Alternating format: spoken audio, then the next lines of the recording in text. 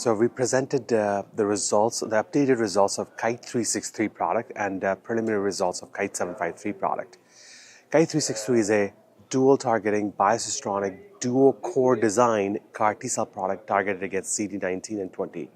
It is manufactured in a conventional fashion in about 67-day manufacturing. KITE-753 is a rapid manufacturing platform where it's manufactured over a shorter time to preserve the juvenile stem cell memory as well as naive T-cell functionality in the CAR T-cell product. We presented the updated results of 363 where we showed that there was no new safety signal for KITE-363 product.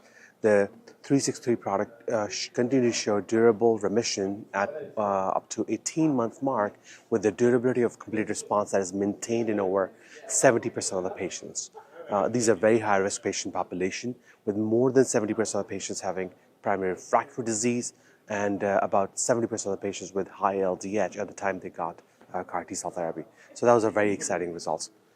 KITE-753 data was presented for the first time at this meeting at ASH 2025, where we showed that we see a very high response rate in this patient population with refractory and relapsed B-cell lymphomas. We show a very high objective overall response rate at 81% and a complete remission rate of 79%. The efficacy endpoint were quite impressive for these both the products with very high objective response rate and CR rate.